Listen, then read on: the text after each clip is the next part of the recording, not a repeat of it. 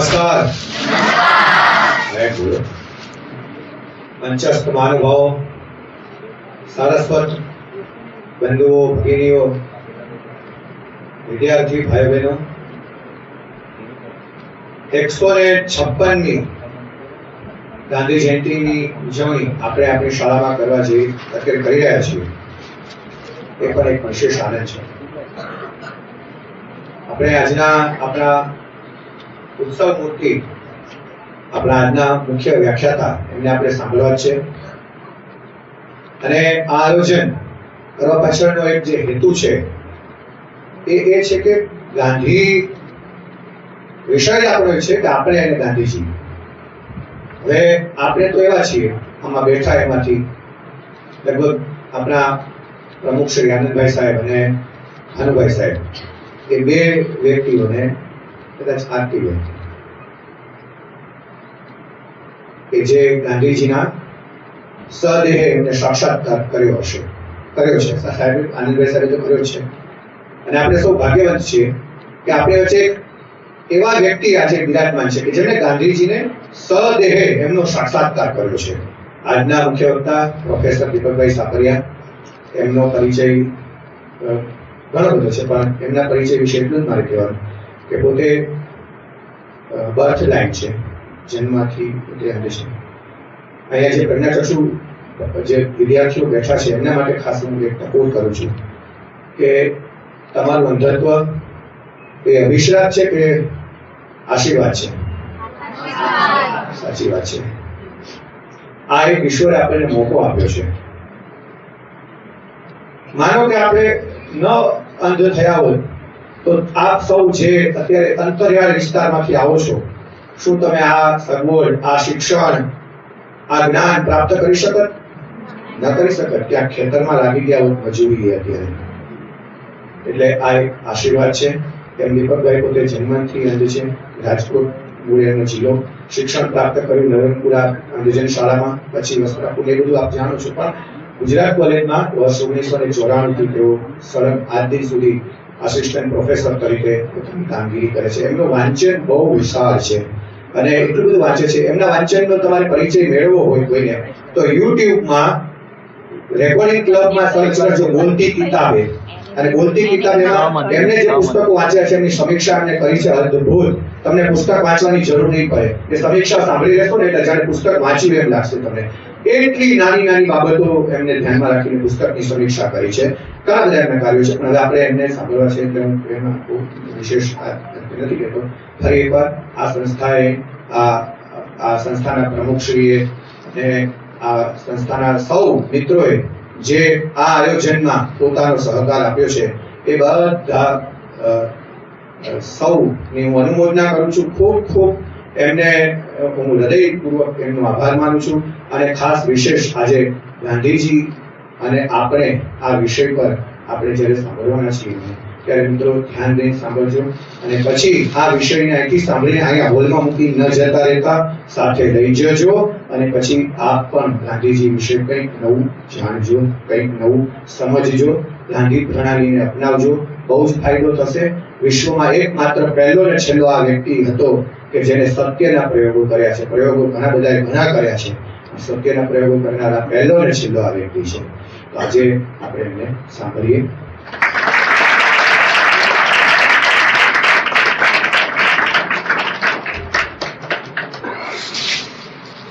નમસ્કાર। મંચસ્થ મહાનુભાવો તેમજ સંસ્થાના તમામ કર્મચારીઓ અને વિદ્યાર્થી મિત્રો, ગાંધીજી વિશે જ્યારે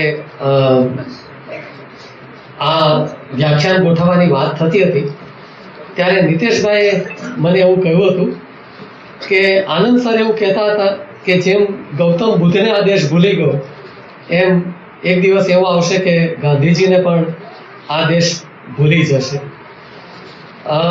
વાત તો સાબિત થઈ ચૂકી છે, બુદ્ધને ભૂલ્યા છીએ, પણ જ્યારે અનુભવ છે કે બુદ્ધને આ દેશ ભૂલી ગયો ત્યારે ગાંધીજીને ન ભૂલાય એના પ્રયત્નો તો કરવા જ રહ્યા।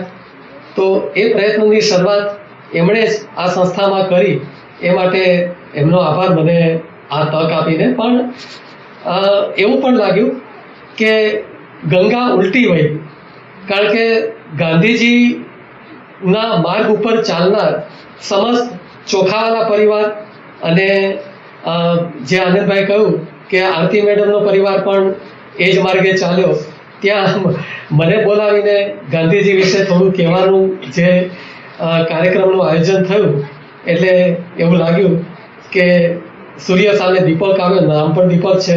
તો બીજું કે ગાંધીજી વિશે જ્યારે બોલવાનું શરૂ કરીએ ત્યારે સમય ભૂલી જવાય, કારણ કે એ માણસે એટલું બધું કામ કર્યું છે કે એના વિશે બોલવા માટે તો સમય ઓછો પડે.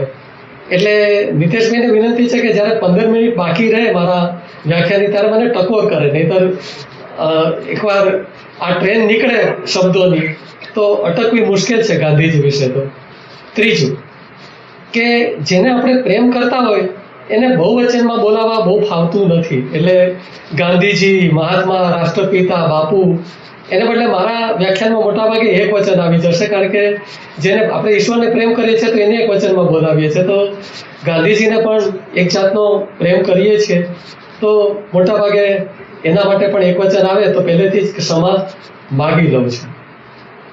હવે જે વિષય છે ગાંધીજી અને આપણે, અહીં સવાલ એ છે કે ગાંધીજી અને આપણા વચ્ચેના સંબંધો શું?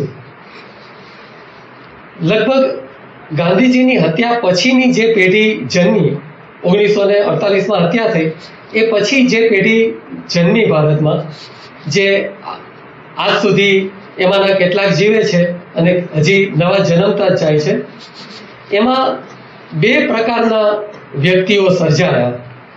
એક ગાંધી સમર્થકો અને બીજા ગાંધી વિરોધીઓ. અને આજકાલ તો ગાંધી વિરોધ કરવો એક ફેશન બની ગઈ છે, તેવા બે વર્ગો બની ગયા.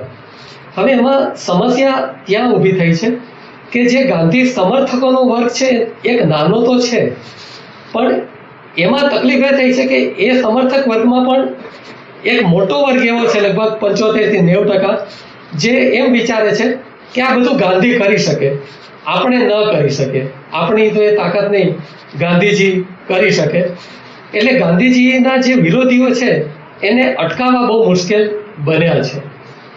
હવે જે ગાંધી સમર્થક વર્ગ છે કે ગાંધી વિરોધી વર્ગ છે, એની બીજી મુશ્કેલી એ છે કે આ બે વર્ગ એવા છે કે જેમણે ગાંધીજી વિશે ખાસ કંઈ વાંચ્યું નથી. સમર્થક વર્ગમાં મેં કહ્યું 75 થી 90% જે પેલો વર્ગ બોલે છે કે આપણે ના કરી શકીએ, ગાંધીજી કરી શકે, એનું કારણ જ એ છે કે એમણે ગાંધીજીને વાંચ્યા નથી.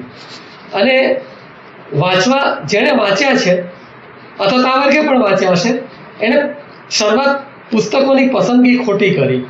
મારી પોતાની જ વાત કરું તો યુવાની કાળે હું પણ ગાંધીજી વિશે એલફેલ જ બોલતો હતો, અને એ પણ ક્યારે કે ગાંધીજીના બે પુસ્તકો વાંચ્યા હતા મેં પોતે. એક તો જે હમણાં આનંદ સરે કહ્યું એ દક્ષિણ આફ્રિકાના સત્યાગ્રહનો ઇતિહાસ અને સત્યના પ્રયોગો. આ બે પુસ્તકો વાંચ્યા પછી હું પણ ગાંધીજી વિશે બહુ સારા ખ્યાલો નહોતો ધરાવતો. એનું કારણ એ છે કે જેને ગાંધીજીને જાણવા હોય, સમજવા હોય, એને શરૂઆતમાં આ પુસ્તકો નથી વાંચવાના, એમણે શરૂઆતમાં બીજા પુસ્તકો વાંચવાના છે. એની વાત આગળ કરીશું, પણ એક કારણ આ બન્યું. અને જે ગાંધીજીનો વિરોધી છે વર્ગ, એને તો ગાંધીજીને નથી જ વાંચ્યા. અને એમાંય સોશિયલ મીડિયા જ્યારથી આવ્યું ત્યારથી સોશિયલ મીડિયા ઉપર ગાંધીજી વિશે ઘટતું ઘણું બધું મટીરિયલ તમને મળી આવશે.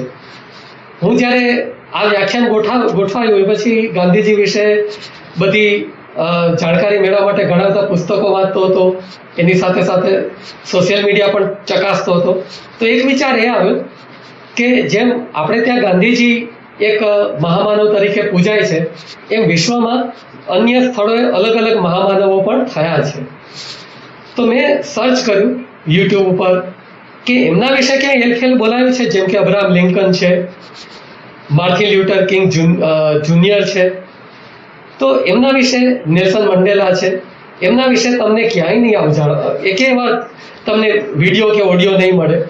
જ્યારે ગાંધીજી વિશે સર્ચ કરશો તો એટલા બધા પ્રમાણમાં તમને એમના વિશે એલફેલ બોલાયું હોય એવા વિડીયો મળી આવશે. એટલે આપણે જેવી પ્રજા છીએ કે જે આપણા જ જે મહામાનવો થઈ ગયા, ગૌતમ બુદ્ધથી શરૂ કરીને ગાંધીજી સુધીના, એ બધા વિશે આવું એલફેલ બોલનારી પ્રજા જે કોઈ હોય દુનિયામાં તે ભારતીય જ પ્રજા છે. બાકી બીજા, હા, એમના વિચારોનો વિરોધ થાય અને એ તો જરૂરી છે. જેમ કે લિંકનના વિચારો વિશે ઘણી બધી ચર્ચાઓ છે, કારણ કે લિંકન એ અમેરિકાના પ્રમુખ હતા અને એમના સમયમાં ગુલામીનો પ્રશ્ન હતો. પણ પ્રમુખ બન્યા પછી અમેરિકામાં જે મુસીબત આવી એટલે લિંકને એક વક્તવ્ય આપ્યું હતું કે રાષ્ટ્રની એકતા અને ગુલામી નાબૂદી એ બેમાંથી જો કોઈ પસંદ કરવાની આવે તો હું રાષ્ટ્રની એકતા પસંદ કરીશ, ગુલામી નાબૂદી તો થશે ભવિષ્યમાં. તો એમણે આ જે સ્ટેટમેન્ટ આપ્યું એના પર ઘણા વિરોધો થયા છે. એટલે વિચારો વિશે વિરોધ થવો એ સ્વાભાવિક છે અને એને તો ગાંધીજી પણ આવકારતા હતા.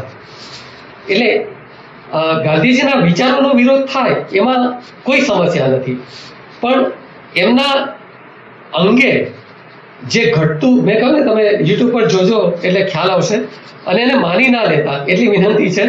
તમે જે કંઈ સાંભળો ગાંધીજી વિશે એ પછી એના વિશે સંશોધન કરશો કે ખરેખર આ જે કહેવાયું છે એમના વિરુદ્ધમાં એવું ખરેખર કંઈ બન્યું છે ખરું, એવું કંઈ હતું, અને પછી તમારા ફાઇનલ અર્થઘટન ઉપર પહોંચજો તો તમને ચોક્કસ ખ્યાલ આવશે કે કેટલું ખરાબ લખાવ્યું છે. હવે બીજું, આપણા અને ગાંધીજીના જે સંબંધો છે એમાં આવી શક્યતા કેમ છે કે આપણે ગાંધીજીને ભૂલી જઈશું? તો એના કારણો જોવાના છે કે એવું શું બની રહ્યું છે. તો પહેલું જે કારણ છે એ છે શિક્ષણ. જે શિક્ષણ આપણને આપવામાં આવે છે એ શિક્ષણમાં ક્યાંક એવી કમી રહી ગઈ છે કે જેનાથી ગાંધીજી તરફ આપણને એક જાતની એલર્જી પેદા થાય છે. હું MA સુધી ભણેલો છું, તો પહેલા ધોરણથી શરૂ કરી અને MA સુધીમાં અનેક પુસ્તકો આપણે ભણવામાં આવે. પાઠ્યપુસ્તકોમાં 1 થી 12 ધોરણ સુધી ગુજરાતી, હિન્દી અને અંગ્રેજી એના વિવિધ પાઠો, અને 1 થી શરૂ કરીને MA સુધી આપણે જ્યારે ભણી રહીએ એટલે લગભગ પ્રાઇમરી શિક્ષકોથી માંડી અને પ્રોફેસરો એમ બધું ગણીએ તો લગભગ 40 શિક્ષકોના હાથ નીચેથી આપણે પસાર થઈએ. તેમાંથી માત્ર મને એક જ પાઠ યાદ રહ્યો છે. એટલે શિક્ષણ પાઠ્યક્રમમાં આપણે ગાંધીજીની અવગણના કરી છે. એક 3જા ધોરણમાં પાઠ આવતો હતો, એ પાઠનું શીર્ષક હતું ગાળ ન લેતો. એક છોકરો નાનો ગાંધીજી પાસે ફરિયાદ કરે છે કે બાપુ મને આ છોકરાએ ગાળ આપી. એટલે બાપુ કહે છે કંઈ વાંધો નહીં, ભલે ગાળ આપી, તું ગાળ ના લેતો. એટલે છોકરો કહે છે હું સમજ્યો નહીં, કેમ ગાળ ના લઉં એટલે શું? કે ધારો કે હું તને 2 પૈસા આપું, ગાંધીજી કહે છે, અને તું ના લે તો એ કોની પાસે રહે? તો છોકરો કહે છે તમારી પાસે. તો કે બસ એ જ વાત છે, તું એની પાસેથી ગાળ ન લેતો. આ સાચું શિક્ષણ હતું એકચ્યુઅલી, કે જો મને કોઈ ગાળ આપે અને હું એ ગાળ ન લઉં તો એ ગાળ કોની પાસે રહે? પણ આ શિક્ષણ બહુ ઓછું આપણે ત્યાં અપાયું છે, અને એનું કારણ એ છે કે જો ગાંધીજીને સાચા અર્થમાં ભણાવવામાં આવે, એના વિશેનું સાચું શિક્ષણ આપવામાં આવે તો બધાના સત્યો ખુલ્લા થઈ જાય અને બધા ઉઘાડા પડી જાય. એમાં આપણા સત્તાધીશો છે, વહીવટી તંત્રના કર્મચારીઓ છે અને કદાચ મોટાભાગના શિક્ષકો પણ, કે એમનું સત્ય ઉઘાડું પડી જાય. જે એમની કમીઓ છે, જે ખામીઓ છે એ ઉઘાડી ન પડે એટલે ગાંધીને ઢાંકવો સારો એમ બધાએ માની લીધું. એટલે ગાંધીને બધા ઢાંકતા રહ્યા. અને જે પહેલી વાત છે કે આ ગાંધીજી કરી શકે, આપણે ન કરી શકીએ, તો એનો ઉપાય તો ગાંધીજીએ જ આપણી સમક્ષ આપી દીધો છે. એક લેખમાં ગાંધીજીએ સ્વયં લખ્યું છે, આદર્શ અને વ્યવહાર આ બંને વચ્ચે હંમેશા એક ખાઈ હોય છે જે કદી પૂરી નથી શકાતી. આદર્શ પ્રાપ્ત કરવાનું જો એટલું સરળ હોત તો પછી આદર્શ જ ન કહેવાત. કારણ કે આદર્શ ત્યારે જ એ આદર્શ છે કે એને આપણે પ્રાપ્ત નથી કરી શકતા. આનંદ તો સાધનામાં છે, એટલે કે આદર્શ પ્રાપ્ત કરવાની જે આપણે સાધના કરીએ છીએ એમાં આનંદ છે એવું ગાંધીજી માને છે. સિદ્ધિમાં એ આનંદ નથી, કારણ જેમ જેમ આપણા ધ્યેય તરફ નજીક પહોંચીએ તેમ તેમ આપણને એક સુખનો અનુભવ થાય છે, એની અનુભૂતિ થાય છે. એટલે ગાંધીજીએ જે કહી દીધું છે કે ગાંધીજીને તમે એક આદર્શ માનતા હો તો એ માની લીધો કે તમે ગાંધીજીને પ્રાપ્ત નહીં કરી શકો, પણ એક એક વસ્તુ જો દરેક વ્યક્તિ ગાંધીજી પાસેથી શીખતા જાય, કારણ કે ગાંધીજી તો એક ખજાનો છે, તો બધા માટે જરૂરી નથી કે બધા ગાંધીજી જેવું બધું શીખી જાય, તો પછી બધા ગાંધીજી બની જાય અને તો કોઈ મહામાનવ બને જ નહીં. મહામાનવ તો અબજોએ એકાદ જ બની શકે, એ સ્વીકારવું જોઈએ. એટલે આપણે ગાંધીજી પાસે જેટલી શક્તિઓ હતી એ બધી શક્તિ આપણે પ્રાપ્ત નથી કરી શકવાના, એ સ્વીકારી લેવાનું. પણ એમાંની એક શક્તિ આપણે પ્રાપ્ત કરી લઈએ તો થશે શું કે તમે એક શક્તિ પ્રાપ્ત કરી, તમારા સાથીદારે બીજી શક્તિ પ્રાપ્ત કરી, એમ કરતાં કરતાં એક આખી સાંકળ બનતી જશે અને એનાથી જે સમાજ નિર્મિત થશે એ સમાજ જે ગાંધીજી ઈચ્છતા હતા એવો સમાજ નિર્મિત થશે ને આગળ જતાં તમે મોટા થશો, નોકરી કરશો, લગ્ન કરશો અને તમારા જે સંતાનો થશે એને ખબર પડશે કે મારા માતા પિતાએ ગાંધીજીની આ શક્તિ કેળવી છે, એટલે એનામાં તો એ શક્તિ આવશે, બીજી વ્યક્તિગત પોતે એક નવી શક્તિ કેળવશે ગાંધીજીની. એમ કરતાં કરતાં ગાંધીજી જે કંઈ કરવા માગતા હતા એ ખરેખર 100-200 વર્ષે થઈ જશે. એટલે એ જ આશા રાખવાની કે ગાંધીજી જે કરવા માગતા હતા એમ થઈ શકે એવું છે. ગાંધીજી મહાન કેમ હતા? તો લુઈ ફિશન નામના લેખકે લખ્યું છે કે ગાંધીજી મહાન એટલા માટે હતા કે તેઓ ખૂબ સામાન્ય કાર્ય કરી શકતા હતા. જે સામાન્ય માણસ જે કાર્ય કરે એ જ કાર્ય કરતા હતા, એટલે એ મહાન હતા. અને એના પરથી આપણે પણ એ સમજી લેવાનું કે આપણે પણ એ કરી શકીએ. જે ગાંધીજીએ કર્યું છે એ આપણાથી ન થાય એવું નથી. એક જ વાત લઈએ, મેં કહ્યું ને કે ગાંધીજી વિશે બહુ બધું વાંચજો, એમાંથી ગાંધીજીના અલગ અલગ ગુણ મળશે. ગાંધીજી દાતણ કર્યા પછી 4 કોગળા કરતા હતા. સાબરમતીના કિનારે જ્યારે ગાંધી આશ્રમ ચાલતો હતો ત્યારે એ 4 કોગળા કરતા. એટલે કોઈકે ગાંધીજીને પૂછ્યું કે બાપુ તમારી પાસે તો આખી નદી છે અને તમે 4 જ કોગળા કરો છો? એટલે બાપુએ કહ્યું કે આ નદી મારા એકલાની નથી, અત્યારે જેટલા જીવે છે એ બધાની છે અને ભવિષ્યમાં પૃથ્વી પર જે જે આવશે એ બધાની આ નદી છે. એટલે જે કુદરતી સાધનો છે એને આપણે બચાવવા જોઈએ. તો આપણે એટલું તો શીખી શકીએ કે ચલો મારે પાણીનો બચાવ કરવો છે, અથવા તો જેટલા કુદરતી સાધનો છે એ બધાનો મારે બચાવ કરવો છે. એટલે કંઈક ના કંઈક ગુણ, કારણ કે ગાંધીજી તો એક ખજાનો હતા, ગુણોના ખજાનો. એટલે એમાંથી એક એક ગુણ આપણે ઉઠાવતા જઈશું તો જે સમાજ સર્જવા માગતા હતા ગાંધીજી એ સમાજ ચોક્કસ સર્જાશે. હમણાંનો જ એક દાખલો કે ગાંધી શિક્ષણ શું હતું. કારણ કે ગાંધીજી જ્યારે પોતે એક વિદ્યાર્થી હતા ત્યારે તો બહુ નબળા વિદ્યાર્થી હતા, પણ એમણે પોતાનો આત્મવિશ્વાસ કદી ન ગુમાવ્યો અને એને કારણે આખું જગત જીતી શક્યા અને મહામાનવ બન્યા. હમણાંનો જ એક દાખલો, તાજેતરનો 10 મિનિટ પહેલાનો જ. બેન આમીના બોલવા માટે અહીં આવ્યા. શરૂઆતમાં બોલવામાં એમનાથી ભૂલ થઈ અને પરિણામે ઓડિયન્સમાંથી હાસ્યનો પણ અવાજ આવ્યો અને છતાંય એણે એનો આત્મવિશ્વાસ જાળવી રાખ્યો અને ભલે શરૂઆતમાં ભૂલ થઈ, ગાંધીજી પણ નપાસ થયા હતા ગણિતમાં અને અંગ્રેજીમાં. એમ શરૂઆતમાં ભૂલ થઈ પણ પછી વક્તવ્ય એણે આપવાનું શરૂ કર્યું અને વક્તવ્ય પૂરું કર્યું. હાસ્યની પરવા ના કરી, ઓડિયન્સમાંથી જે હાસ્ય આવ્યું એની જરાય પરવા ના કરી. તો આ જ ગાંધી શિક્ષણ છે અને એ જ આપણે ગાંધીજી પાસેથી શીખવાનું છે. તો ગાંધીજી પોતે પોતાને ઓળખતા હતા કે મારી શું દશા છે. એમણે પોતાના વિશે 2 અલગ અલગ લેખોમાં 2 માહિતી આપી છે. પહેલા લેખમાં એ માણસ શું લખે છે? મને જીવનભર ખોટો સમજવામાં આવ્યો. દરેક જનસેવકની એ જ નિયતિ હોય છે. એ દરેક જનસેવક જાડી ચામડીનો હોવો જોઈએ. પોતાના કહેલા કે કરેલા દરેક કાર્યોની કે વાતોની સતત સફાઈ આપવી પડે તો જીવન એક બોજ બની જાય. આ એમની સમજ હતી, એને ખબર હતી કે મારી શું હાલત થવાની છે, પણ સાથે સાથે એને એ પણ ખબર હતી કે મારું શું મહત્વ છે. 64 વર્ષની ઉંમરે હરિજન નામનું એમનું એક સામાયિક હતું. એમાં એમણે લખેલું, ઉંમરથી વૃદ્ધ થયા છતાં મને નથી લાગતું કે મારો આંતરિક વિકાસ અટકી ગયો હોય, હજી આગળ જો, અથવા શરીરના વિસર્જન પછી તે અટકી જશે. એટલે એ તો એ પણ જાણતો હતો કે મારા મૃત્યુ પછી મારો વિકાસ અટકવાનો નથી.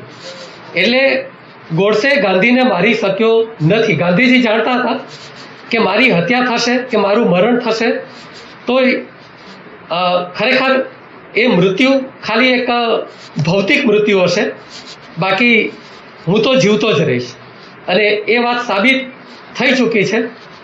ગાંધીજીના વિરોધીઓએ ભલે યુટ્યુબ ઉપર ગમે તેવા વિડીયો બનાવ્યા હોય, પણ જે સાચા અર્થમાં એમને પ્રોત્સાહન આપનાર છે ગાંધીજી વિરોધીઓ, એ જાહેરમાં ગાંધીજીનો વિરોધ નથી કરતા.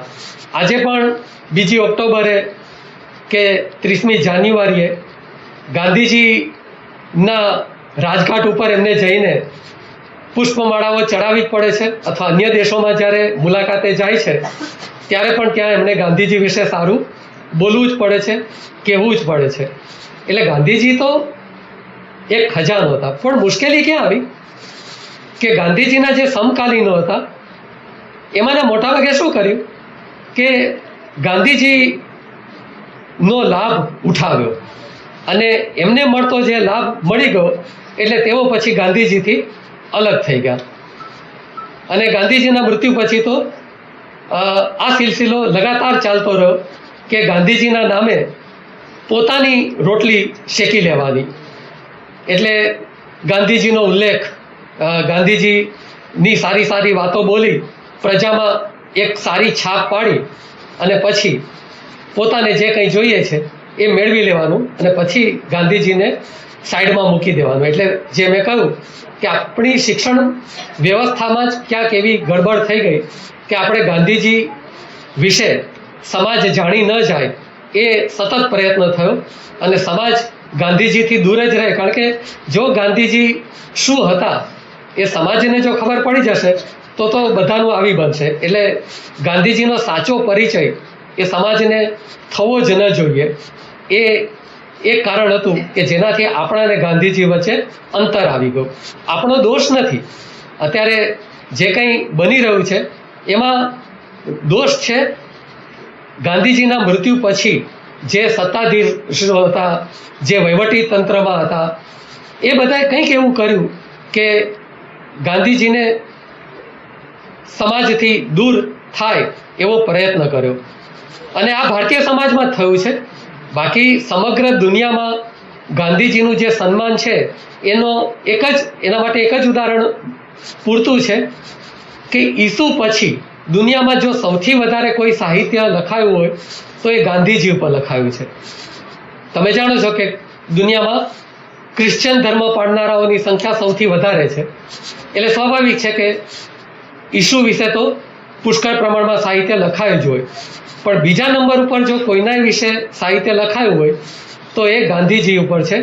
તો એ ક્યારે શક્ય બન્યું હશે?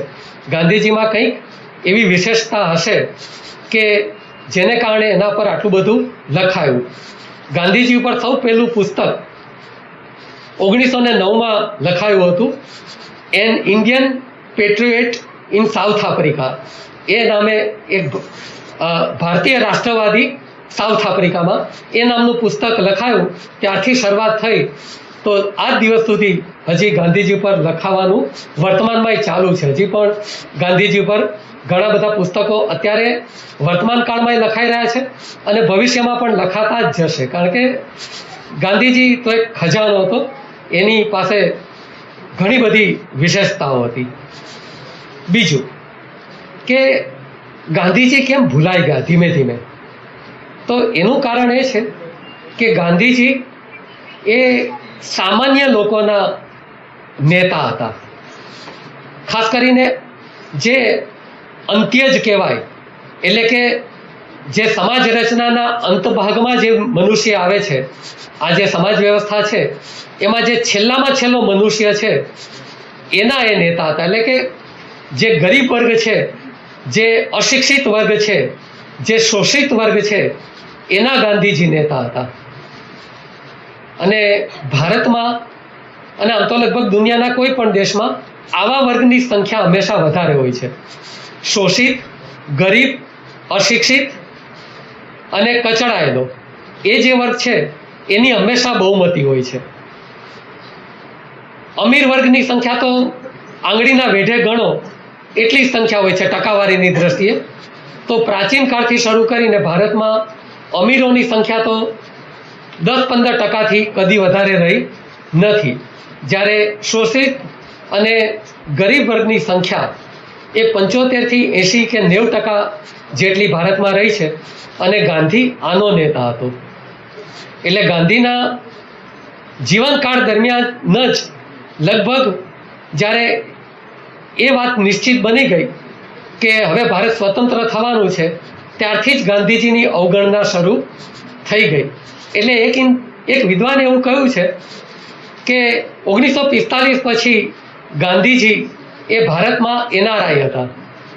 સામાન્ય રીતે આપણે એનઆરઆઈ કોને કહીએ છીએ કે જે વિશ્વના અલગ અલગ દેશોમાં જઈને વસ્યા હોય, નોન રેસિડેન્સ ઇન્ડિયન, એટલે કે જે ભારતમાં નથી વસતા અને દુનિયામાં વસે છે. તો 1945 પછી પણ ગાંધીજી પણ એનઆરઆઈ હતા. પણ અહીં એનઆરઆઈ એટલે નોન રેસિડેન્સ ઇન્ડિયન્સ નહીં, પણ નોન રિક્વાયર્ડ ઇન્ડિયન, એટલે કે એવો ભારતીય કે જેની કોઈને જરૂર નથી. એટલે 1945થી જ લગભગ ગાંધીજીની અવગણના શરૂ થઈ ગઈ છે. અને ખાસ કરીને સ્વતંત્રતા પછીના 5.5 મહિના એમાં જે ગાંધીજીની અવગણના થઈ છે એ તો તમારું હૃદય પીગળી જાય એવી અવગણના છે. તમે વિચાર કરો, 1893માં ગાંધીજી સાઉથ આફ્રિકા ગયા અને ત્યાં ગયા અને પછી એમને જે રંગભેદનો અનુભવ થયો, એટલે લગભગ 1894થી એમણે એમના આંદોલનો શરૂ કર્યા ત્યાં. તો 1894થી 1947 સુધીનો સમય એટલે 53 વર્ષ સુધી એ વિદેશીઓ સામે લડ્યા અને છતાં હેમખેમ રહ્યા. અને સ્વતંત્ર ભારત એને 5.5 વર્ષથી પણ વધારે 5.5 મહિનાથી પણ વધારે સહન કરી શક્યું નહીં. વિદેશીઓ એમને 53 વર્ષ સહન કર્યા અને છતાંય વિદેશીઓને એમની હત્યા કરવાનો વિચાર આવ્યો નહીં. અને ભારતમાં 5.5 મહિનામાં જ એમને સહન કરવાની શક્તિ ગુમાવી દીધી અને આપણે એની હત્યા કરી બેઠા. તો એ ક્યારે શક્ય કે આપણો જે ભારતીય સમાજ છે એ કેટલો મોટો દોષિત સમાજ કહેવાય કે આપણા જ એક વ્યક્તિને જે મહામાનવ હતો, જેને આખી દુનિયા પૂજે છે, જેના પર આટલું બધું મનોમંથન થાય છે દુનિયામાં, એને આપણે 5.5 મહિનામાં પતાવી દીધો, એની હત્યા કરી નાખી.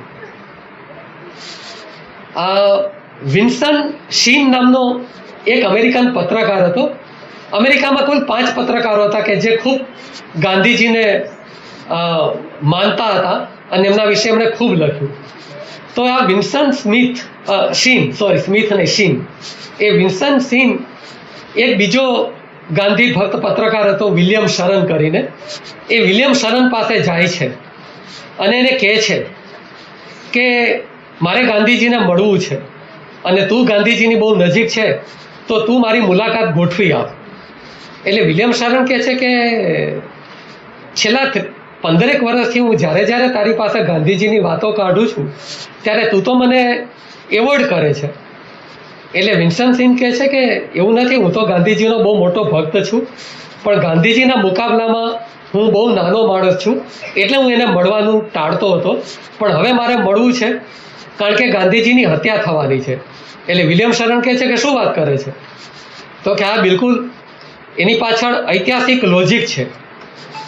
અને કે તને મેં વાત કરી વિલિયમ શરણને એ તો તું કે 12મો માણસ છે, કારણ કે હું સાબિત કરી શકું કે ગાંધીજીની હત્યા થવાની છે એવો મને ખ્યાલ આવી ગયો, એટલે તું તો 12મો માણસ છે. મેં આ પહેલા 11 માણસોને કહી દીધું છે. તો વિલિયમ શરણ કે શું કઈ સાબિતી છે કે ઐતિહાસિક લોજિક છે.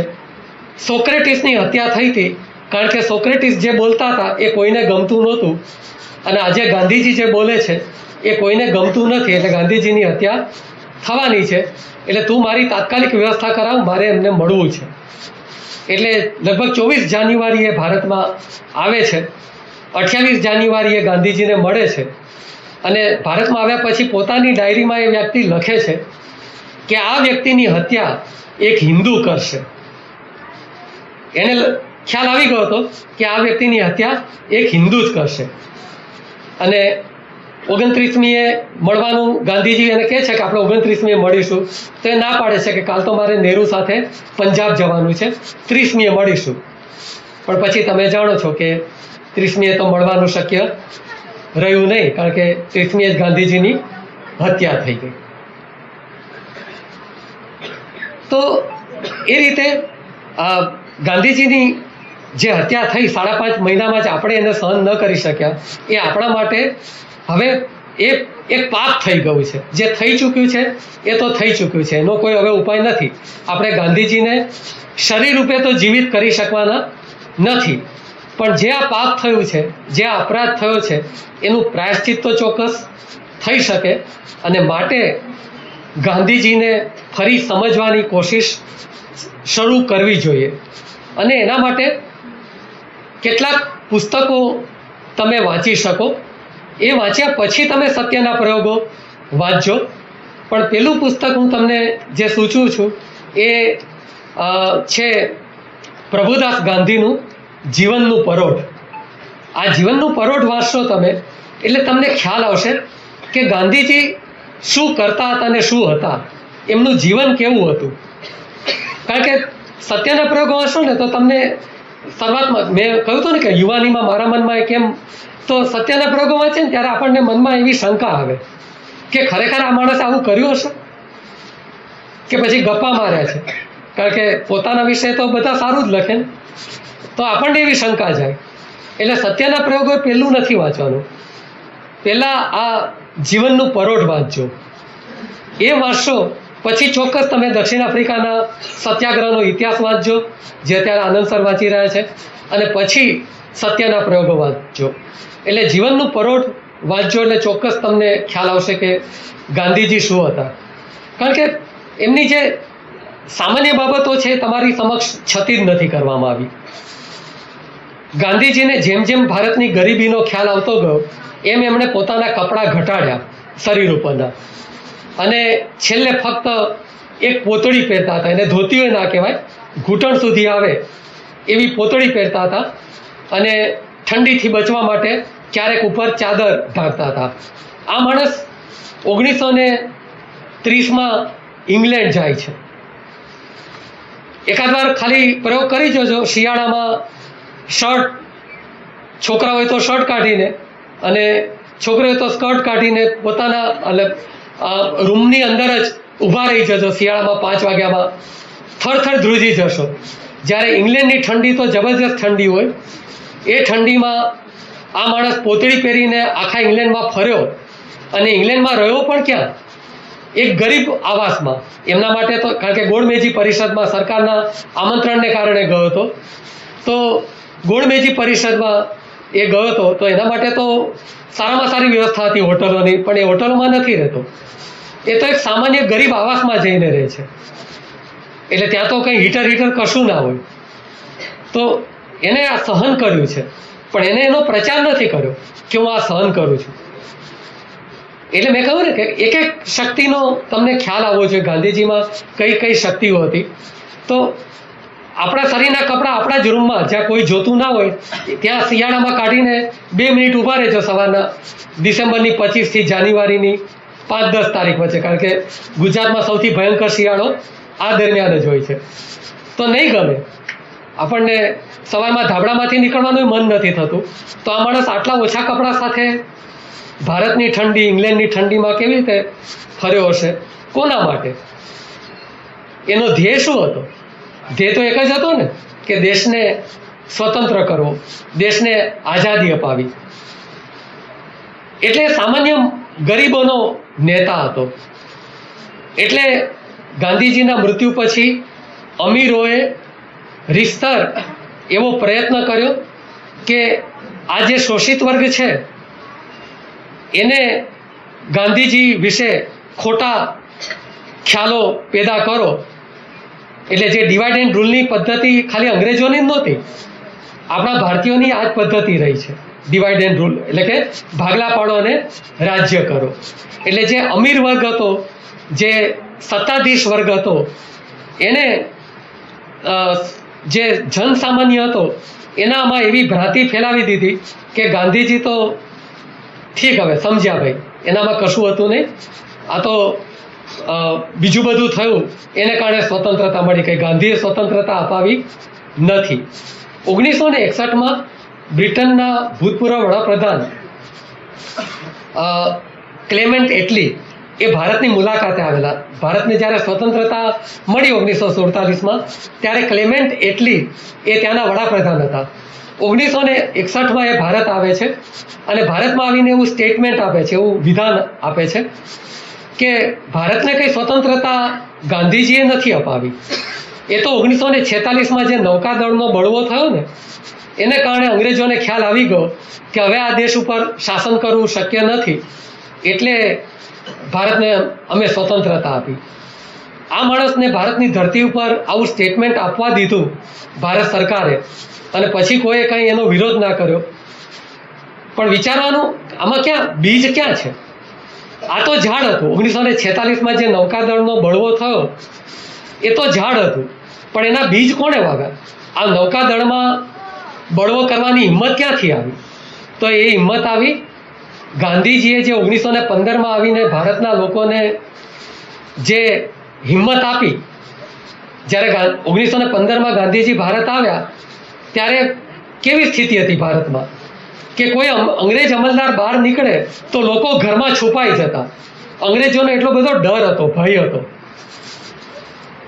અંગ્રેજ અમલદાર બહાર નીકળે એટલે ભલભલા લોકો પોતાના ઘરમાં ભરાઈ જાય, અને અંગ્રેજ જાય જ્યારે પેલો કોઈ સિંહ કે વાઘ આવ્યો હોય અને જેમ લોકો ડરીને ઘરમાં જતા રહે, એવી સ્થિતિમાં મોટાભાગના ભારતીયો પડ્યા હતા.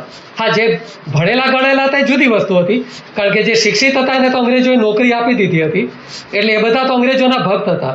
પણ મેં કહ્યું તમને એમ, ભારતમાં 75થી 85% વર્ગ એ ગરીબ વર્ગ હતો, દલિત અને શિક્ષિત વર્ગ, શોષિત વર્ગ હતો, અને ડરપોક વર્ગ હતો. એનામાં ડર હતો. ગાંધીજીએ શું કામ કર્યું? પહેલું જ બધામાંથી ડર કાઢી નાખ્યો. અને ડર શાનો હોય?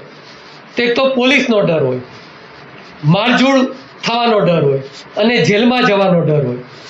ગાંધીજીએ આ બધા જ ડર કાઢી નાખ્યા, કે એમણે તો જેલને યાત્રાધામ બનાવી દીધું, કે જેલમાં જવું એ તો સારી બાબત છે, જેલમાં જવું એ ખરાબ બાબત નથી. પણ કઈ રીતે સારી બાબત છે? દેશની સેવા કરતા કરતા જેલમાં જાઓ. કોઈના પર હુમલો કરીને, કોઈને લૂંટીને જેલમાં જાઓ એ તો ખરાબ જ બાબત છે. પણ દેશની સ્વતંત્રતા માટે મરી મીટો, અને એના માટે જેલમાં જવું હોય તો જાઓ, બહાર આવશો એટલે તમારું સન્માન થશે. એટલે જેલનો ડર કાઢી નાખ્યો.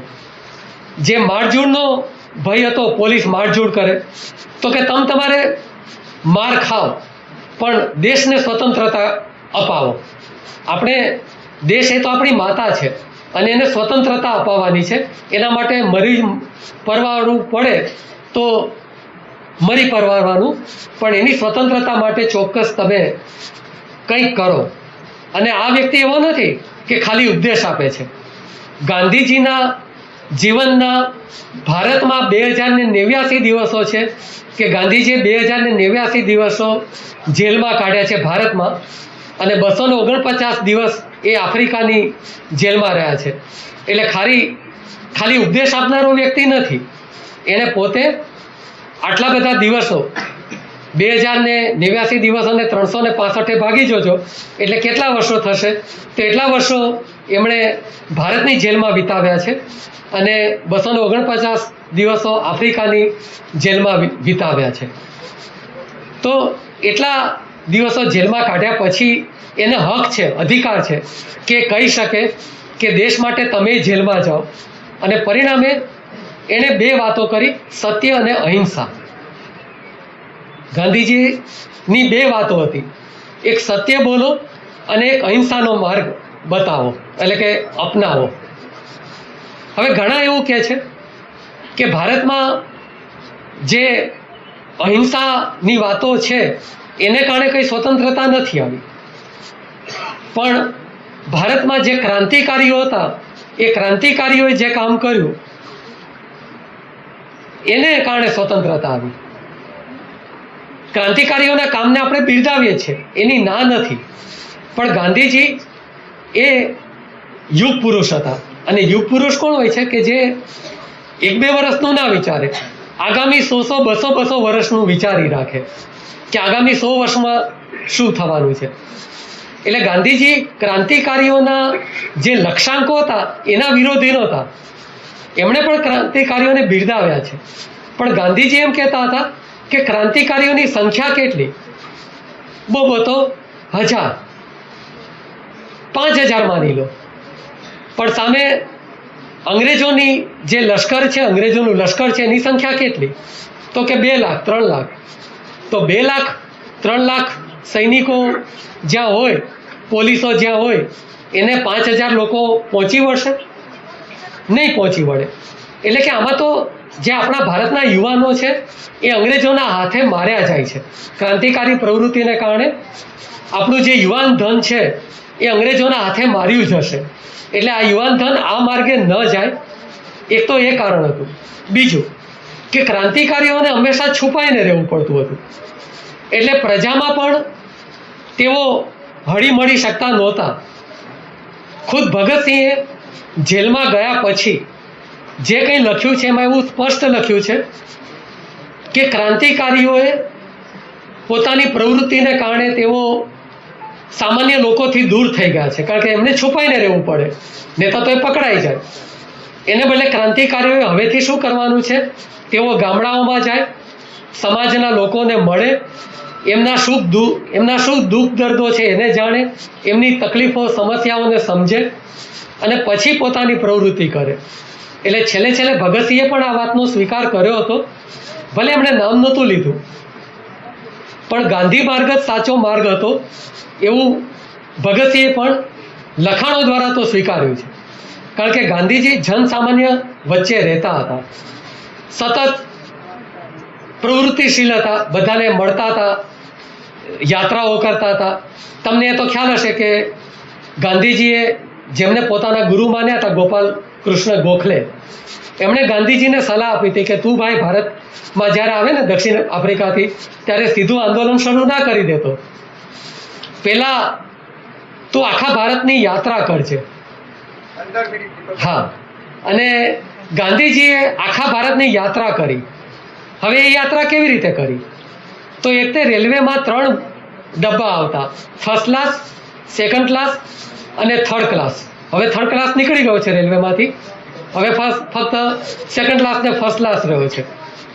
તો ગાંધીજીએ કયા વર્ગમાં યાત્રા કરી? થર્ડ ક્લાસમાં. કારણ કે ગરીબો થર્ડ ક્લાસમાં જ જઈ શકે, એટલે એમને ગરીબોને ઓળખવાના હતા.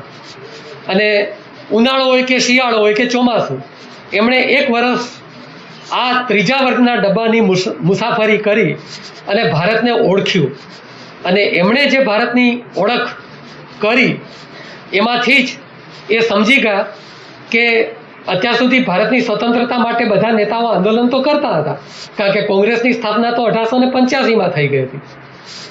અને ગાંધીજીએ જે વાત કરી છે, સત્યાગ્રહ, અહિંસા, વિદેશી માલોનો બહિષ્કાર, એ બધું તો લોકમાન્ય તિલકને બધા કરતા જ હતા. પણ એમણે શું ભૂલ કરેલી? એ ફક્ત શિક્ષિતોના ટેકાથી જ આંદોલન કરતા હતા, એટલે આંદોલનમાં સંખ્યા બહુ ઓછી રહેતી હતી. ગાંધીજીએ શું કર્યું? જે ગરીબ વર્ગ હતો એને આંદોલનમાં જોડી દીધો, અને જે સંખ્યા હજારોમાં હતી અંગ્રેજોના વિરોધો કરનારી, એ સંખ્યા કરોડોમાં થઈ ગઈ. એટલે અંગ્રેજો હવે ભડક્યા કે હવે આપણું આવી બન્યું, કારણ કે અત્યાર સુધી તો હજારોની સંખ્યામાં વિરોધ થતો હતો એનો સામનો તો થઈ શકે, પણ જ્યાં કરોડોની સંખ્યામાં આપણી સામે વિરોધીઓ આવી જશે તો આટલાને તો જેલમાં કેવી રીતે પૂરીશું? કારણ કે આપણી પાસે તો એટલી જેલોય નથી કે જેમાં કરોડો લોકો સમાય. એટલે ગાંધીજીએ શું કર્યું? સ્વતંત્રતાના આંદોલનને જન આંદોલનમાં ફેરવી નાખ્યું અને સામાન્યમાં સામાન્ય માણસને આંદોલનમાં જોડી દીધો.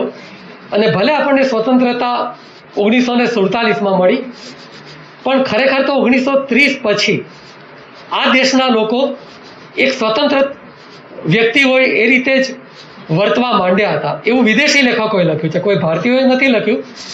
પણ જે વિદેશી લેખકો ભારતમાં આવતા હતા 1930 પછી, એમને પણ ખ્યાલ આવી ગયો હતો કે હવે લાંબો સમય નથી આ દેશને પરતંત્ર રાખવો, કારણ કે આ દેશના જે સામાન્ય લોકો છે એ બધા હવે અંગ્રેજોથી ડરતા નથી, અંગ્રેજોથી બિલકુલ ડરતા નથી ને સ્વતંત્ર રીતે વર્તી રહ્યા છે.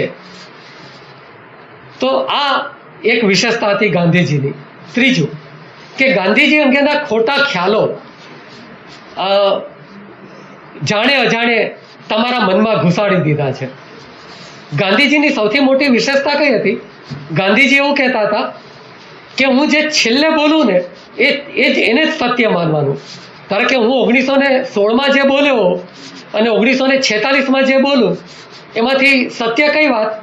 તો 1946માં બોલ્યા છે એ સત્ય, 1916માં બોલ્યા છે નહીં. કારણ કે ગાંધીજી એક શિક્ષક પણ હતા અને એક વિદ્યાર્થી પણ હતા. વિદ્યાર્થી તરીકે સતત કંઈક ને કંઈક શીખતા જતા હતા. એટલે જેમ જેમ એ નવું શીખતા એમ એમના વક્તવ્યો બદલાતા હતા. 1916માં એ માણસ એવું બોલ્યો હતો કે ભારતની જે વર્ણ વ્યવસ્થા છે, જાતિ વ્યવસ્થા છે, એ તો બિલકુલ રહેવી જ જોઈએ, એમાં કોઈ ફેરફાર થવો જોઈએ નહીં, કારણ કે હિન્દુ ધર્મનો વિકાસ જ એમાં થયો છે. અને જે એક જ્ઞાતિ બીજી જ્ઞાતિ સાથે જે રોટી બેટીનો વ્યવહાર નથી કરતા એ બિલકુલ યોગ્ય છે. એ જ વ્યક્તિ 1946માં શું બોલે છે કે જ્યાં સુધી એક હરિજન છોકરી, એક દલિત છોકરી એ સવર્ણ પુરુષ સાથે લગ્ન નહીં કરે અથવા તો એક સવર્ણ યુવતી એ હરિજન પુરુષ સાથે લગ્ન નહીં કરે એવા કોઈ સમારંભમાં હું હાજર નહીં રહું. 30 વર્ષમાં એના વક્તવ્યમાં એને સત્ય સમજાઈ ગયું. એટલે જેમ નવું સત્ય, અને સત્ય વસ્તુ જે છે કે જે સતત તમને નવું સમજાવતું રહે. એવી જ રીતે બીજો ખ્યાલ કે ગાંધીજી તો એકદમ અહિંસક હતા. સચ્ચિદાનંદે એક જગ્યાએ લખ્યું છે કે 1962માં ભારતના એવા ઘણા સૈનિકો હતા જે ચીન સાથે યુદ્ધ થયું હતું ત્યારે એમણે પોતાની ગોળીઓ હવામાં છોડી દીધી. અને આ સૈનિકોને પૂછવામાં આવ્યું કે કેમ તમે હવામાં ગોળી છોડી દીધી? તો કે અમે બધા ગાંધીજીને માનનારા છે અને ગાંધીજીએ હિંસા કરવાની ના પાડી છે, પણ ગાંધીજીએ દુશ્મનને મારવાની ના નથી પાડી. 2-3 દાખલાઓ આપું અને વક્તવ્ય પૂરું કરું. અંબાલાલ સારાભાઈ એ અમદાવાદના એક મોટા ઉદ્યોગપતિ હતા. એક વખત એમણે એમના કમ્પાઉન્ડમાં રખડતા 60 કૂતરાઓને મારી નાખાવ્યા અને પછી એમને થયું કે આ તો ખોટું થયું, જો સમાજમાં વાત ફેલાઈ જશે તો મારું તો આવી બનશે. એટલે ગાંધીજી પાસે જાય છે અને ગાંધીજીને કહે છે કે આ હડકાયા કૂતરા હતા, મેં મરાવી નાખતા. ગાંધીજી કે બિલકુલ બરોબર કર્યું. જે કૂતરું માણસને નુકસાન પહોંચાડતું હોય એને પતાવવાનું જ હોય, કે એના પર દયા ના હોય. એટલે ગાંધીજીની અહિંસા પ્રેક્ટિકલ અહિંસા હતી, એવું નહોતું જ્યાં જરૂર પડે ત્યાં. બીજું કે ગાંધીજીના આશ્રમમાં એક વાછરડું હતું, એ બહુ રીવાતું હતું. ગાંધીજી ડૉક્ટરને પૂછ્યું કે આ વાછરડાને બચાવી શકાય એમ છે? તો ડૉક્ટરે કહ્યું વધુમાં વધુ 48 કલાક. એટલે ગાંધીજી કહે તો એને ઇન્જેક્શન આપી દો મૃત્યુનું. વલ્લભભાઈને બધા સાથે જ હતા, બધા ચમકી ગયા કે આ શું કરે બાપુ, બદનામ થઈ જશો. કંઈ વાંધો નહીં, એને પીડાવા ના દેવાય એમ કે જે વાછરડાને આપણે બચાવી જ નથી શકવાના એને ઇન્જેક્શન આપી દેવાથી એને મુક્તિ મળી જતી હોય તો એ જ ઉચિત છે. એટલે ગાંધીજીની અહિંસા પ્રેક્ટિકલ હતી, જ્યાં જરૂર હોય. પણ એ શિક્ષક હતો. તમે જ્યારે સ્કૂલમાં ભણો ત્યારે તમને જે રીતે ભણાવવામાં આવે એવું કોલેજમાં નહીં ભણાવવામાં આવે. ઇતિહાસ તમે સ્કૂલમાં ભણશો એ ઇતિહાસ કોલેજમાં જશો એટલે એમાં ઘણો વધારો થઈ જશે. કારણ કે જ્યારે બાળ માનસ વિકસતું હોય ત્યારે એવો ઇતિહાસ ન ભણાવી શકાય કે જેનાથી તમારા મનમાં ભેદભાવ આવી જાય. પણ કોલેજ કક્ષાએ એ ઇતિહાસમાં સત્ય પણ તમને જણાવવું પડે. અને તો જે ગાંધીજીની અહિંસા હતી એ અહિંસા એક જુદા જ પ્રકારની હતી, પણ જે ભારતીયોને એ ધીમે ધીમે સમજાવવાની હતી. એવી રીતે 1937માં ચીનનું પ્રતિનિધિ મંડળ ગાંધીજીને મળવા આવ્યું હતું અને એ સમયે જાપાન ચીન ઉપર આક્રમણ કરી રહ્યું હતું. એટલે ચીનનું પ્રતિનિધિ મંડળ કહે છે કે અમારે જાપાનનો સામનો કેવી રીતે કરવો. એટલે ગાંધીજી કહે છે અત્યારે તો તમે એક કામ કરો, જાપાન સાથે જઈને લડો, કારણ કે અહિંસા માટે ટ્રેનિંગ લેવી પડે અને એના માટે વર્ષો લાગે. એટલે અને જ્યારે કાશ્મીર ભારત સ્વતંત્ર થયું અને કાશ્મીર ઉપર પાકિસ્તાને આક્રમણ કર્યું ત્યારે ગાંધીજીએ પહેલાં જ કહેલું કે આપણી સેના મોકલી દો, કારણ કે હવે સવાલ જુદો છે. એટલે ગાંધીજીની જે અહિંસા છે એને પણ સમજવી પડે. એટલે જ મેં કહ્યું કે ગાંધીજીને વગર વાંચીએ તમે સમજી નહીં શકો. એના માટે તમારે ઘણા બધા જેમ જેમ મોટા થાવ એમ એના ઉપરના ઘણા પુસ્તકો છે. એક પુસ્તક તમે જે હમણાં દર્શનભાઈ બોલી ગયા 12મા ધોરણમાં છે, સાચી વાત ને, 12મામાં જ છે ને દર્શનભાઈ? તો એમને મારી વિનંતી છે કે 12મા ધોરણમાં તો બરોબર ભણી લો, પણ કોલેજમાં આવો ત્યારે ગાંધીજીના અંગત સચિવ હતા પ્યારેલાલ કરીને, એમણે પૂર્ણાહુતિ કરીને પુસ્તક લખ્યું છે. ગુજરાતીમાં એ લખાય, એટલે કે આમ તો ઇંગ્લિશમાં લખેલું લાસ્ટ ફેઝ કરીને, પણ એ ગુજરાતીમાં હવે થઈ ગયું છે અને એનું રેકોર્ડિંગ પણ છે. તો પૂર્ણાહુતિ દરેકે વાંચવું જોઈએ કે તમને સાચો ગાંધી સમજાય કે કેવો હતો આ ગાંધી, કેટલી હિંમત હતી, વન મેન આર્મી તરીકે એને શું કામ કર્યું. એટલે પછી એક સુધીર ચંદ્રા કરીને લેખક છે, એમણે એક હિન્દીમાં પુસ્તક લખ્યું છે ગાંધી એક અસંભવ સંભાવના. એમાં જે છેલ્લા 5.5 મહિના છે ગાંધીજીના, એના વિશેનો એમાં ઉલ્લેખ કરવામાં આવ્યો છે. એક ધર્મપાલ કરીને સૌથી મોટી નવાઈની વાત મેં હમણાં કહ્યું ને કે જે ગાંધીજીના વિરોધી હતા એ પણ ગાંધીજીથી અલગ નથી થઈ શકતા. તો ધર્મપાલ એ RSSના વ્યક્તિ હતા, છતાં એમણે એક પુસ્તક લખ્યું છે ગાંધી કો સમજે. તો તમે કોલેજમાં આવો ત્યારે આ બધા પુસ્તક વાંચજો. અને અત્યારે તો જે સ્કૂલમાં છે એમણે તો જીવનનું પરોઢ પ્રભુદાસ ગાંધીનું એનાથી શરૂઆત કરવાની છે.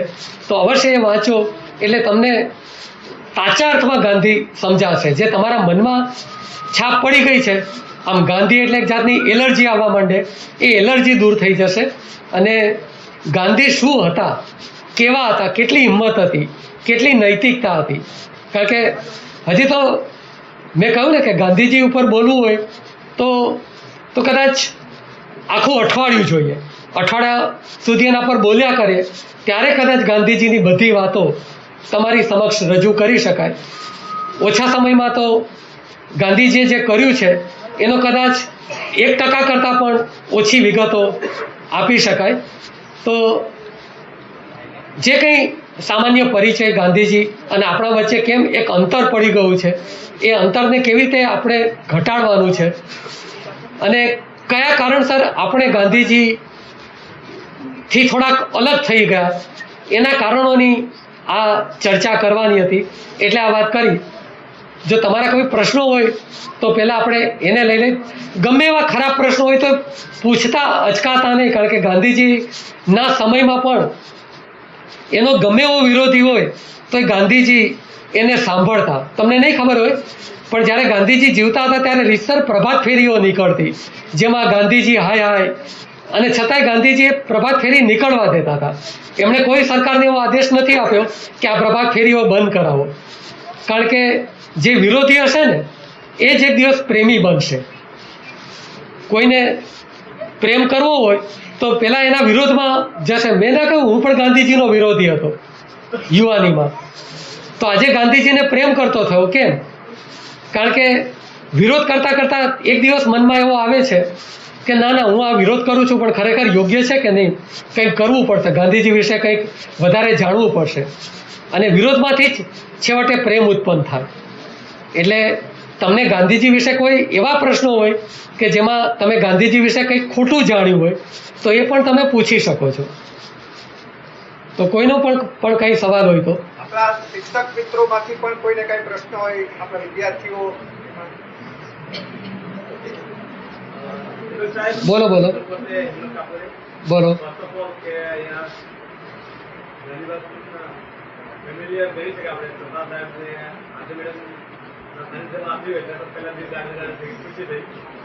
હવે સાહેબ જે તમે એલર્જીની વાત કરી તો એલર્જી એનર્જીમાં કન્વર્ટ થાય એના માટે એક પ્રશ્ન ઉદ્ભવ્યો છે, અને જે અફવા છે હવે આવતીકાલે સ્પેશિયલ ડે છે એટલે અફવા તો આવવાની જ છે. ઓકે, અને અફવા એ કે વિરોધીઓ પૂરું કરે, મૂર્ખો પ્રચાર કરે અને બુદ્ધિજીવીઓનો સ્વીકાર કરશે. હવે કોઈ એવી બે અફવાઓ પર તમે પ્રકાશ કરો કે જે વધારે ફેલાયું હોય અને એની સમાજ પર અસર થઈ હોય. અમારા પ્રશ્ન કરતા પૂછ્યું છે કે તમે એવી બે અફવાઓ વિશે તમે માહિતી આપો. હવે અફવાઓ તો ગાંધીજી વિશે જો તમે યુટ્યુબમાં વિડીયો જોશો તો એક અફવા એવી છે કે ગાંધીજી એટલે મૂળ એના પાયામાં સરોજિની નાયડુ છે. સરોજિની નાયડુએ એવું એક સ્ટેટમેન્ટ આપ્યું હતું કે ગાંધીજીની દરિદ્રતા સાચવવા માટે ઘણો ખર્ચો કરવો પડે છે. પણ મૂળ એ સ્ટેટમેન્ટ સરોજિની નાયડુએ એમના મૃત્યુ પછી આપ્યું છે. અને એ કેવા સંજોગોમાં આપેલું કે જ્યારે જયપ્રકાશ નારાયણે એવું કહ્યું કે આ જે તમારા મંત્રીઓ છે સરકારના એ જે વૈભવમાં રહે છે એ વૈભવમાં ન રહેવું જોઈએ, કારણ કે ગાંધીજી એના વિરોધી હતા. એટલે પોતાના બચાવમાં આ સ્ટેટમેન્ટ આપ્યું છે. બાકી સરોજિની નાયડુએ ગાંધીજીના જીવનકાળ દરમિયાન જેટલા વખાણ કર્યા છે એટલા વખાણ તો બીજાએ બહુ ઓછા કર્યા હશે.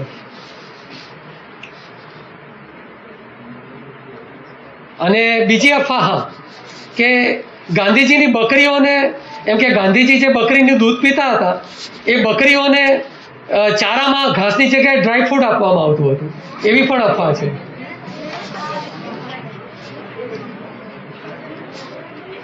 પણ જો ઘણીવાર કેવું બનતું હોય છે, એ આજે બને છે, તમારી નજર સમક્ષ જોતા હો કે જે તમારો જે મુખ્ય આગેવાન હોય ને એ આગેવાનને તો બિચારાને ખબર ના હોય, પણ હાથ નીચેનો કાર્ય કરતા હોય એ પેલો આગેવાનને ખુશ કરવા માટે એને ના કહ્યું એવું એ કરતો હોય છે. એવું તમે ઘણી જગ્યાએ અનુભવશો.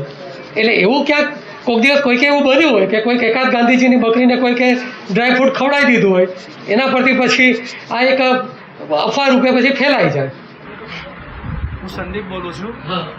મારો પ્રશ્ન એ છે કે ગાંધીજીએ ફર્સ્ટ પ્રાઇમ મિનિસ્ટર તરીકે જવાહરલાલ નહેરુને જ કેમ પ્રાયોરિટી આપી, અને બીજી વાત કે વલ્લભભાઈ પણ એમના સમકક્ષ હતા, અને જો વલ્લભભાઈને જો પ્રધાનમંત્રી બનાવ્યા હોત તો ત્યારનું ભારત તમારી દ્રષ્ટિએ કેવું હોત? સવાલ સરસ છે. જો વલ્લભભાઈને મિત્રો આ પ્રશ્ન બધાના મનમાં હશે. આ બધાના જ મનમાં હશે. તમે બહુ છે ને બધાના મનમાં. આનો જવાબ તમે ખરેખર સાંભળજો અને રેકોર્ડ થતો હોય તો કરી અને પછી એનું ચિંતન કરજો. હવે પહેલી વાત, ભારત જ્યારે સ્વતંત્ર થયું ત્યારે વલ્લભભાઈની ઉંમર હતી 47 + 25 એટલે 72 વર્ષ, અને નહેરુની ઉંમર હતી 56 વર્ષ. જો વલ્લભભાઈને વડાપ્રધાન બનાવ્યા હોત ગાંધીજીએ તો 1950ને બદલે 1948માં જ બાપુના પછી કાં તો બાપુના જીવતા જીવત વલ્લભભાઈ ઉકલી ગયા હોત. કારણ કે વલ્લભભાઈને પેટના બહુ મોટા રોગો હતા, એ પેટના રોગોથી પીડાતા હતા, એમનું સ્વાસ્થ્ય બહુ જ ખરાબ હતું. એટલે વડાપ્રધાન તરીકેની જે જવાબદારી અદા કરવી પડે એમાં તો પુષ્કળ સમય આપવો પડે. એટલે પહેલું કારણ તો એ હતું કે બાપુ જાણતા હતા કે વલ્લભભાઈનું સ્વાસ્થ્ય કેવું છે, એટલે એમને બનાવ્યા હોત તો જે એમના હાથે મોટું કાર્ય થયું દેશી રાજ્યોનું વિલીનીકરણનું કાર્ય, અને ગૃહમંત્રી તરીકે એમણે જે કાર્ય કર્યું એ અધૂરું રહ્યું હોત તો દેશની શું હાલત થાત? જો કારણ કે આ દેશી રાજ્યોનું વિલીનીકરણ કર્યું ને વલ્લભભાઈ, એના માટે તમારે રાજમોહન ગાંધીનું એક પુસ્તક વાંચવાનું છે, વલ્લભભાઈ ઉપર લખાયેલું પુસ્તક છે.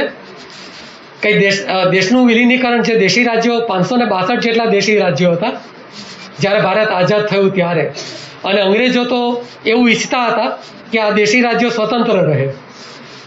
તો દેશી રાજ્યો જો સ્વતંત્ર રહ્યા હોત તો ભારતની એકતા બહુ મોટી મુશ્કેલીમાં આવી જાત. અને વલ્લભભાઈ વહેલા ગુજરી ગયા તો બીજા કોઈની તાકાત નહોતી કે આ દેશી રાજ્યોને ભારતમાં સમાવી શકે. કંઈ એવું નથી કે વલ્લભભાઈ કહ્યું હોય કે ચલો તમારે ભારતમાં જોડાઈ જવું એટલે બધા તરત સહી કરી આપી. એના માટે વલ્લભભાઈએ સામ, દામ, દંડ અને ભેદ એ ચારેય યુક્તિઓનો પ્રયોગ એમણે કરેલો છે. પેલું એ. બીજું કે નહેરુ પાસે એક દૂરદ્રષ્ટિ હતી. જે ભારતનો વિકાસ કરવો હોય ને, આર્થિક વિકાસ, એમાં નહેરુ પાસે એક વિઝન હતું. કારણ કે વલ્લભભાઈ માટે એવું તમે કહી શકો કે જે લોકતંત્રનું ડેવલપમેન્ટ થવું જોઈએ ને, આ કડવું સત્ય છે, સાંભળવું જ પડે આપણે જ્યારે ચર્ચા નીકળી છે ત્યારે, કે લોકતંત્રનો વિકાસ કરવો હોય ને તો એમાં નહેરુ ચાલે, વલ્લભભાઈ ના ચાલે. કારણ કે વલ્લભભાઈનો તમને એક જ દાખલો આપું કેવા વલ્લભભાઈ હતા.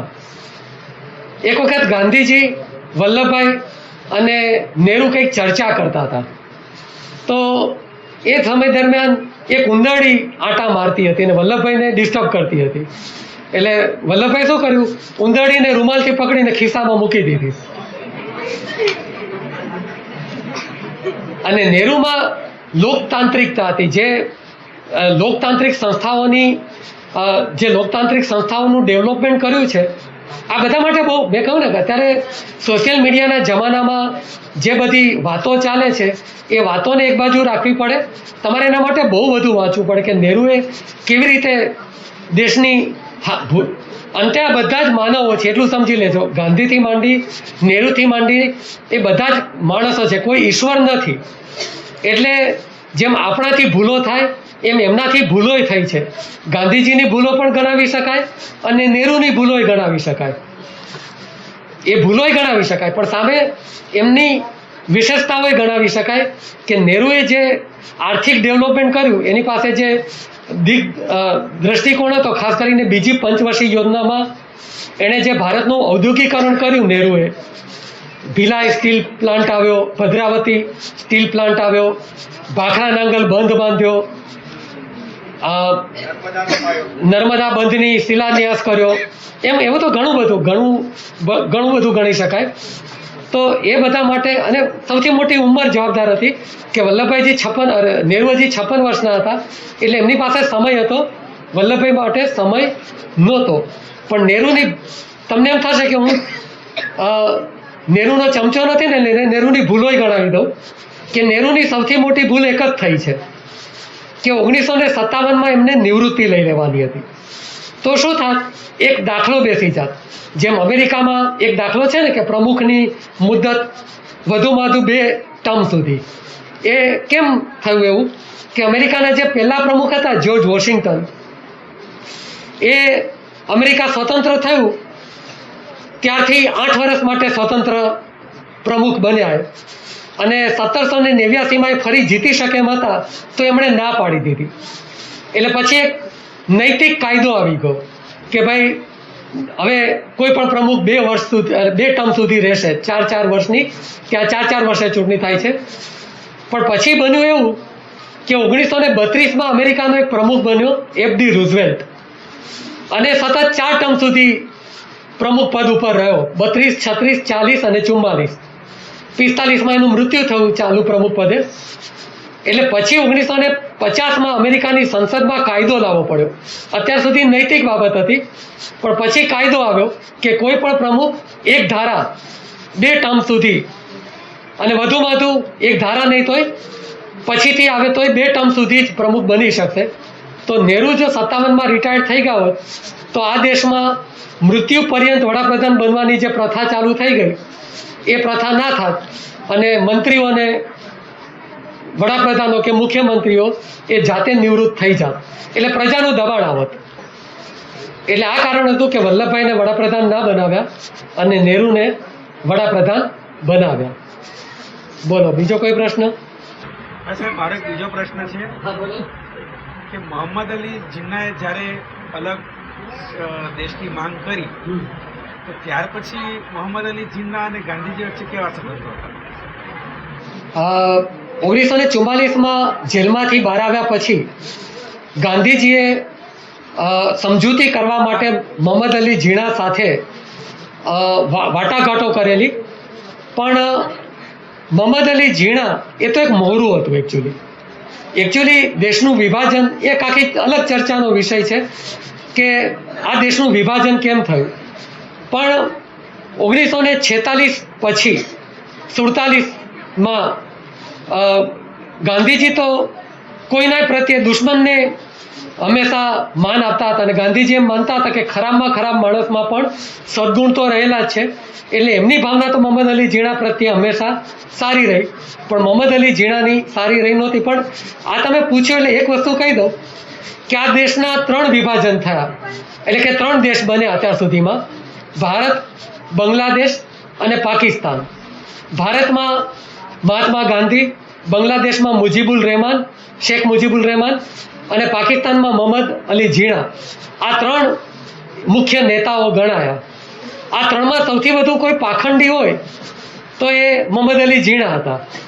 બીજા નંબરે મુજીબુર રહેમાન આવે અને પહેલા નંબરે ગાંધીજી. સૌથી સારા વ્યક્તિઓમાં બીજા નંબરના સારા વ્યક્તિઓમાં મુજીબુર રહેમાન અને પાખંડીમાં મોહમ્મદ અલી જીણા. અને છતાંય થયું શું? બાંગ્લાદેશ અને ભારતના લોકોએ ગાંધીજી અને મુજીબુર રહેમાનનો ખૂબ વિરોધ કર્યો અને એના પર ઘણું બધું ખરાબ લખાયું, અને મોહમ્મદ અલી જીણા પર હજી પાકિસ્તાનમાં કોઈ ખરાબ લખ્યું નથી. એટલે જે પાખંડી હતો એ બચી ગયો અને જે સારા માણસો હતા એ દંડાઈ ગયા. હા, ચોક્કસ. તો કારણો તો હજી ઘણા છે ગાંધીજી અને આપણા વચ્ચે અંતર કેમ થયું. છેલ્લું કારણ કહી અને વાઇન્ડ અપ કરી દઈએ કે સૌથી મોટી સમસ્યા ક્યાં આવી કે આંબેડકર અને ગાંધીજી એક ન થઈ શક્યા, જે ખરેખર એકબીજાના પૂરક હતા. કારણ કે જે દલિત વર્ગ હતો એ જ મોટાભાગે ગરીબ વર્ગ હતો, અને એનો સાચો નેતા કોણ?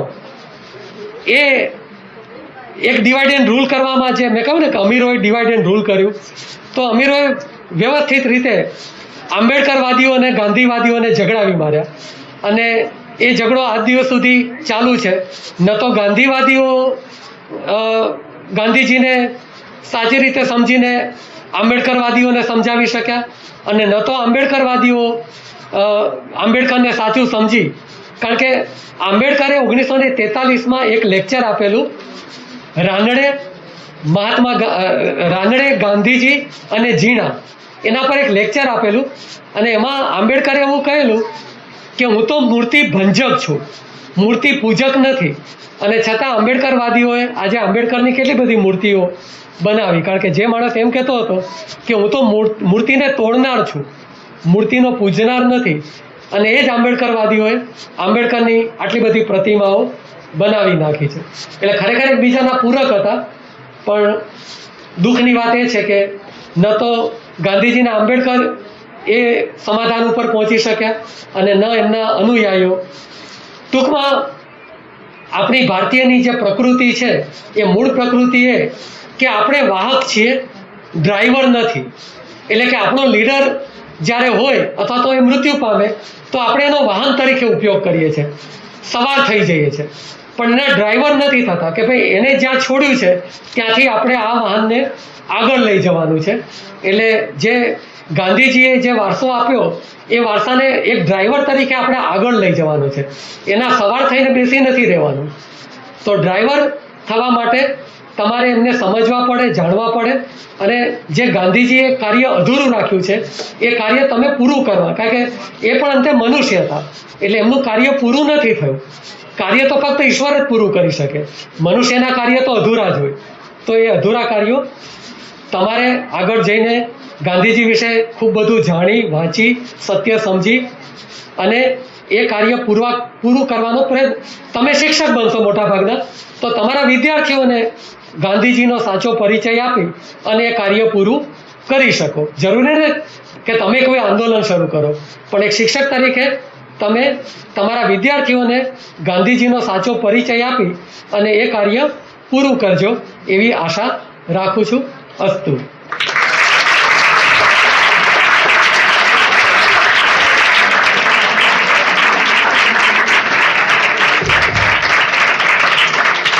ખૂબ સરસ ગાંધીજી વિશે આપણને વિશેષ પરિચય કરાવ્યો. હવે કાર્યક્રમના અંતિમ ચરણ તરફ જઈએ.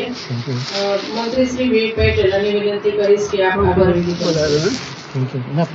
સાચું હોય તો જ કહેજો. નમસ્કાર. મંચ ઉપર ઉપસ્થિત આપણા વડીલ શ્રી આનંદ સર, જેઓ આજે આપણા માટે ખૂબ જ અમૂલ્ય વસ્તુ લઈને આવ્યા છે. સર અને મેડમ બંને, આપણે એમનો હૃદયપૂર્વક આભાર માનીએ છીએ. શ્રી પ્રોફેસર દીપક સર, આજે ખૂબ મોટી યાત્રા આપણને બાપુ વિશે કરાવી, ખૂબ બધી વાતો કરી. હજુ તો એમના ખજાનામાં બહુ બધી વાતો છે, પણ સમયને ધ્યાનમાં રાખી એમણે અલ્પ વિરામ આપ્યો છે. તો દીપકભાઈ સર, આજે તમે અહીંયા ઉપસ્થિત થયા, સંસ્થા પરિવાર વતી આપનો આભાર માનીએ છીએ. એમને લાવવા માટે